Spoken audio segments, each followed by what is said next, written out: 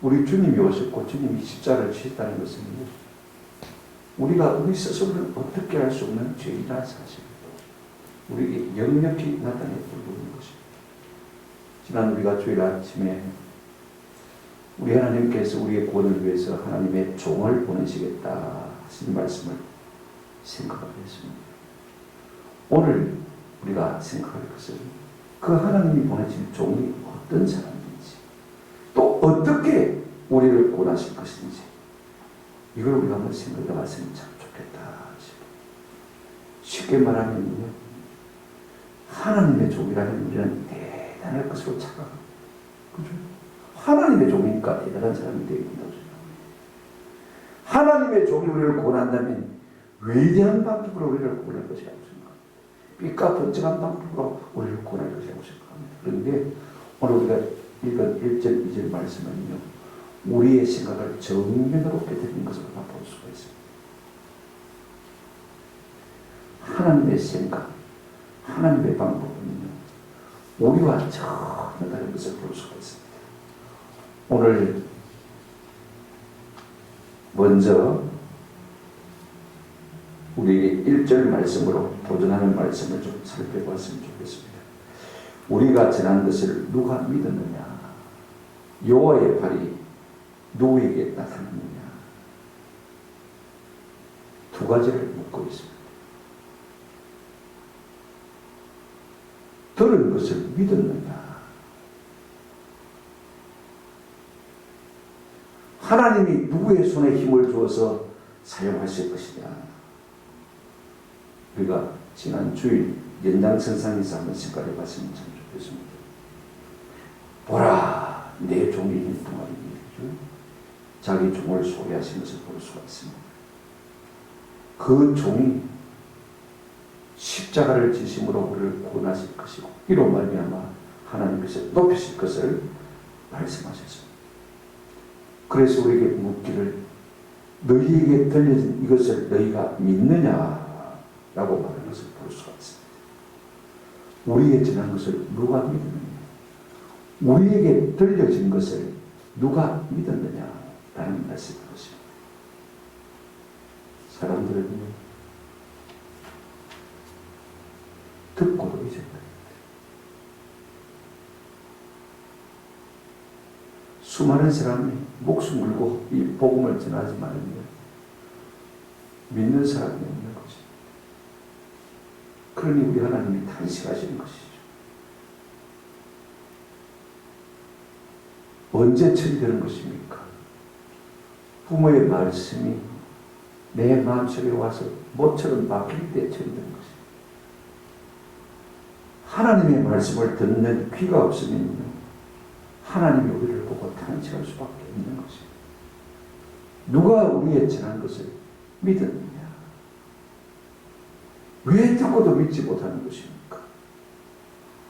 사람들은요, 자기가 듣고 싶구만 골라 듣습니다. 듣기 싫은 말을 아예 듣지 않기 때문에 그렇습니다. 교만하기 때문에 그렇습니다. 내 생각가 들으면요, 사람들은 무슨 말을 해도 도저히 들으려고 하는 것을 볼 수가 있습니다. 왜 하나님께서 이 하나님의 종에 대한 이야기를 하셔도 사람들이 믿지 못하는 것입니까? 영의 귀가 어둡기 때문에 그렇습니다. 그런가 하면 공중의 권세 잡은 자의 악한 영이 우리의 마음을 홈있게 했습니다. 내가 스스로 구원할 수 있을 것처럼 착각하게 만들기 때문에 그렇습니다. 영혼의 귀가 먹은 사람은요, 하나님의 징계가 내 성병력처럼 때려도 깨닫지 못하는 것을 볼 수가 있습니다. 그러나 우리 주님 말씀하셨죠. 하나님의 택한 백성은 내 음성을 듣는다고 말씀하셨고, 요한복음 8장, 요한복음 10장에는 내 양은 내 음성을 듣는다고 말씀하셨습니다. 오늘 우리는 하나님의 종 그가 이 땅에 오셔서 낮아지심으로 말미암아 우리의 구원을 완성할 것을 믿는 은혜가 있기를 주의 이름으로 축원합니다. 두 번째 질문입니다. 여호와의 팔이 누구에게 나타나느냐? 팔은 힘을 의미합니다. 성경에 하나님의 팔은 항상 하나님의 힘, 권세, 권능을 가리키는 것을 볼 수가 있습니다. 이 질문은 무슨 말이냐 하면 누가 하나님의 종이냐 하는 질문과 같은 것입니다. 하나님께서 어떤 사람에게 그 팔에 힘을 실어주셔서 우리를 구원케 하시는 일을 할 것이냐. 오늘 이 질문 속에는요, 어떤 암시가 들어있냐면 사람들이 우리가 전혀 예상치 못한 그러한 사람을 통해서 하나님께서 하나님의 종으로 삼으시고 우리를 구원하신 일을 하실 것을 시사하고 있는 것을 우리가 생각할 필요가 있습니다. 그렇습니다. 사람들은요, 하나님의 종이니까 어떤 대단한 인물이 우리에게 나타나서 우리를 구원할 것이라고 생각합니다. 메시아가 그가 될 것이라고 생각합니다. 그러나 이것은 만고의 사람의 생각인 것을 우리가 필요할 필요가 있습니다. 사람들은 어떻게 생각합니까? 우리 하나님은 하나님의 종이지만 어떤 방법으로 어떤 사람을 우리 가운데 메시아로 구원자로 보내실 것을 우리에게 말씀해 주고 있습니까? 2절입니다. 여러분 보십시오. 그는 하나님의 종이지요. 주 앞에서 자라나기를 연한 순 같고 마른 땅에서 나온 뿌리 같아서 고운 모양도 없고 풍채도 없은즉 우리가 보기에 흠모할 만한 아름다운 것이 없도다. 하나님의 팔이, 하나님의 구원이 누구를 통해서 역사하느냐? 세상적으로는 아무 볼품이 없는 별 볼일 없는 사람을 통해서 하나님께서 역사할 것이라고 말씀하고 있는 것을 볼 수가 있습니다. 공동번역에는 이렇게 번역하고 있습니다. 그는 메마른 땅에 뿌리를 받고 가까스로 돋아난 해순이라고나 할까. 늠름한 풍채도 없고 멋진 모습도 그에게는 없었다. 눈길을 끌 만한 볼품도 없었다.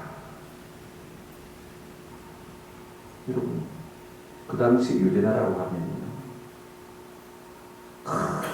참 메마른 땅, 농사가 안 돼서 메마른 땅이 아닙니다. 열강에 짓밟혔기 때문에 지금도 예수님 당시는 로마의 식민지로 있지 않습니까? 거기서 무슨 선악을 지나고 있습니까? 그것도 우리 예수님은 어디에서 나셨습니까? 예루살렘에서 나신 것이 아닙니다. 저 북쪽 변방 나사렛. 그래서 나다나엘조차도 지도 나사렛 사람이면서 내가 메시아를 보았다고 하니까 나사렛에서 무슨 선한 것이 나오느냐. 그렇게 무시할 정도로 이 북쪽 갈릴리 나사렛은 깡총 같은 것입니다. 우리 예수님 볼품이 전혀 없었습니다. 사람들이요, 요한복음 8장 57절에 보면 유대인들이 이르되 내가 아직 50도 못 되었는데 아브라함을 보았느냐, 그렇게 얘기한다는 것을 볼 수가 있습니다. 우리가 아시다시피 예수님은 30에 공생애를 시작했습니다. 나이 30인데도 불구하고 사람들은 건널로 보이니까 네 나이 50도 못 되었을 텐데 네가 아브라함을 보았다고 합니다. 이것이 우리 예수님의 모습이었습니다. 하나님의 종이라고 하면요, 뭔가 겉으로 그럴듯하게 생긴 사람이 되지 않겠습니까? 그 외모가 형체들한 사람이 되지 않겠습니까? 어떤 카리스마가 있는 사람이 되지 않겠습니까? 이건 우리신가? 하나님은 그런 방식으로 하나님의 종을 택까지 끊겠다는 말씀이 오늘 이 말씀 속에 포함되어 있는 것을 볼 수가 있습니다. 하나님은 가장 볼품이 없는 사람, 가장 약한 사람의 모습으로 땅에 오셨어요. 작게 시작하시고 그래서 하나님의 큰 나라를 이루고 하신 것이 하나님의 방법인 것입니다. 우리가 마태복음 13장을 보게 되었으면 하나님 나라의 비유들이 많이 있는 가운데 하나님 나라는 어떻게 시작합니까? 미미하고 시중에서 가장 작은 겨자씨같이 시작해서 나중에는 그것이 자라고 나무가 되고 새들이 거기 깃드는 역사가 일어나는 것을 볼 수가 있습니다. 우리 예수님 많은 사람이 기대하는 것처럼요, 외적으로 화려한 그런 모습이 전혀 없습니다. 사람들이 보아도요, 너무 볼품이 없었어요. 아무 풍채가 없었어요. 흠모할 아름다운 것이 없었어요. 낙심할 수밖에 없는 그와 같은 분인 것을 볼 수가 있습니다. 그래서 사람들이 어떻게 행동합니까? 외적으로 볼품이 없으니까 우리가 생각하기는 하나님의 종이라면요 좀 피카포츠가 해야 될 텐데, 무슨 카리스마가 있어야 될 텐데, 무슨 위력이 있어야 될 텐데, 위험이 있어야 될 텐데, 능력이 있어야 될 텐데, 나는 마음이 온유하고 겸손하니 시사물로 빠져가지고 무슨 사람을 끌겠습니까? 거기에 무슨 힘이 있겠습니까? 그래서 사람들은 어떻게 합니까? 3절 끝에 보시면 우리도 그를 귀히 여기지 아니하였도다. 귀히 여기지 않았다는 말은요, 평가절하였다는 말입니다. 무슨 말이냐 하면 예수님을 예수님의 본래 가치대로 알지 못하고 싸구려 취급했다는 말이었습니다. 당시의 유대인들뿐 아니라 수많은 사람들이 오늘 이 시대도 예수님을 싸구려 취급하는 것을 볼 수가 있습니다. 아무것도 아닌 것처럼 취급하는 것을 볼 수가 있습니다. 그래서 무시하고 멸시하고 배척하는 것을 볼 수가 있습니다.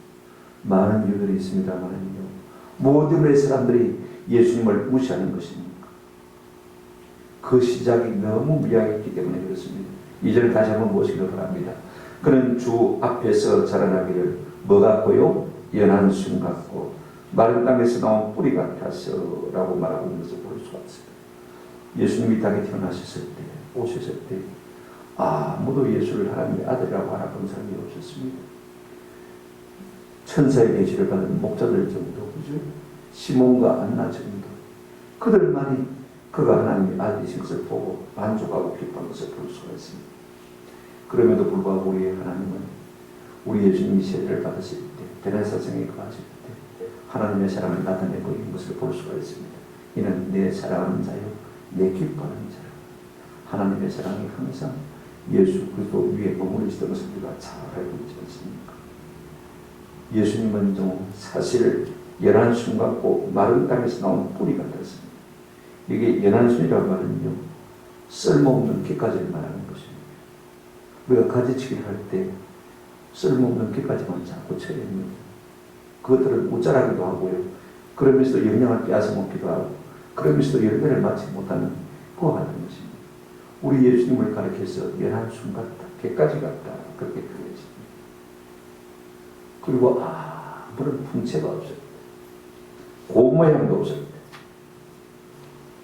사람들은 역사의 기록 속에서 나사렛이라는 지명을 찾아볼 수가 없다고, 존재하지 않는 곳이 나사렛이라고 말합니다만, 고고학적인 발견을 통해서 나사렛이라는 동네가 이미 있었다는 사실을 우리가 알고는 있습니다만, 그만큼 미미한 동네였어요. 그러니까 사람들이 예수를 무시하는 것을 볼 수가 있습니다. 더 중요한 이유는 주의 종, 하나님의 종, 이 메시아가 우리가 갖는 생각과는 전혀 다르게 오셨다는 사실인 것입니다. 보십시오. 마른 땅에서 나온 뿌리. 누구도 심자는 아무 관심도 없는 잠복을 말하는 것입니다. 어쩌면 그 사막 같은 곳에서 자란다는 자체가 기적입니다. 아무도 돌보는 일이 없고 자랄 수 있는 환경도 아닌데 자라다는 자체가 신기하지 않습니까? 그만큼 우리 예수님은요, 시작조차도 전도 유망하지를 못했다는 사실인 것입니다. 그 외모도, 살아온 30년의 인생도요, 누구와 잘 알아줄 만한 것이 하나도 없었습니다. 가난한 천민 목수의 아들로 태어나지 않습니까? 이는 땅에서 삐져나온 사람이 걸려서 넘어질 수밖에 없는 마른 뿌리 같은 그와 같은 존재라는 것입니다. 누구도 원하지도 않고 볼품도 없고 쓸모도 없어 보이고, 그래서 자연히 사람들이 외면할 수밖에 없는, 라피 학교에서 배운 적도 없고 학력도 없고 지위도 없고 가문 성문도 그렇고 동네 사람들조차도 마가복음 6장 3절에 보면 이 사람이 마리아의 아들 목수가 아니냐, 야고보와 요셉과 유다와 시몬의 형제가 아니냐, 그 너희들이 우리와 함께 있지 않느냐 하고 예수를 만지라 배척한지라, 그렇게 말한 것을 볼 수가 있습니다. 그러니까 예수님의 어떤 조건 때문에 유대인들의 반응은 냉담한 것을 볼 수가 있습니다. 우리 예수님의 모습은 하나님의 종으로 이 땅에 오셨지만 사람들의 기대와는 전혀 따뜻한 거였어요. 적어도 메시아라면, 적어도 왕이라면 우리가 생각할 때는 이 정도 외모는 되어야 되죠. 이 정도 가문은 되어야 되지 않겠냐? 그럼에도 불구하고 예수님의 성분, 오실 모습은요, 전혀 사람들의 기대에 부응하지를 못한 것을 볼 수가 있습니다. 더 많은 이유들이 있습니다만 좀 정리를 하십시오.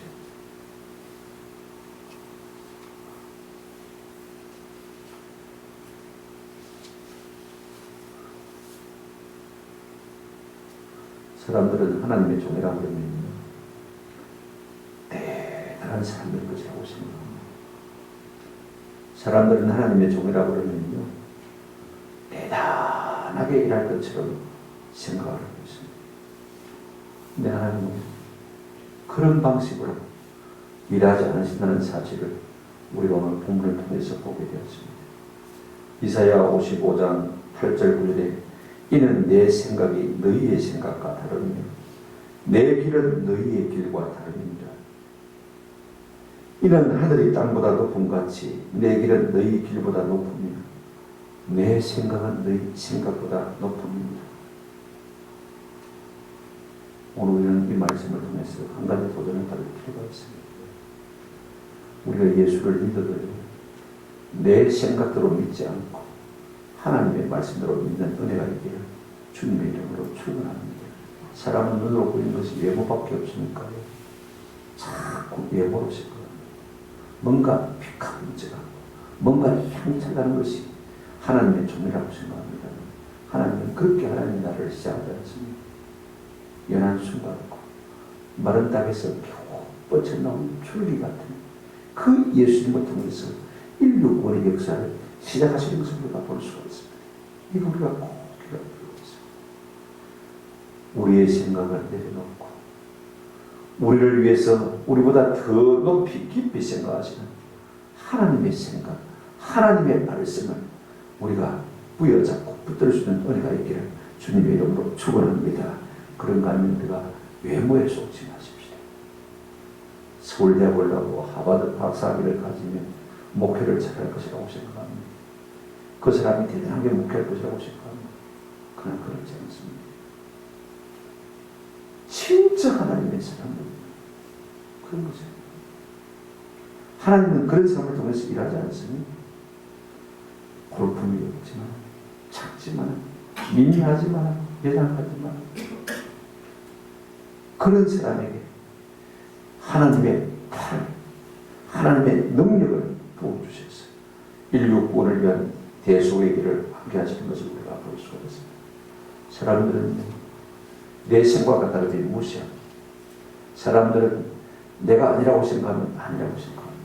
그러나 이와 같은 잘못된 생각을 내려놓고 우리가 하나님의 말씀을 우리의 생각으로, 외모는 볼품없으라고 하나님은 미미한 가운데서 일하신다는 사실을 믿고 겉으로 사람을 판단하지 아니하고 그 속에 하나님의 영이 있는지 없는지를 분별하고 그것으로 하나님의 사람을 판단하고 존중이 있는 그런 은혜가 있을 때 우리는 하나님의 구원의 역사들을 경험하고 하나님이 하시는 놀라운 일에 동참할 수 있는 복을 누리게 될 줄로 믿습니다. 이 같은 은혜가 우리 가운데 있기를 주님의 이름으로 축원합니다.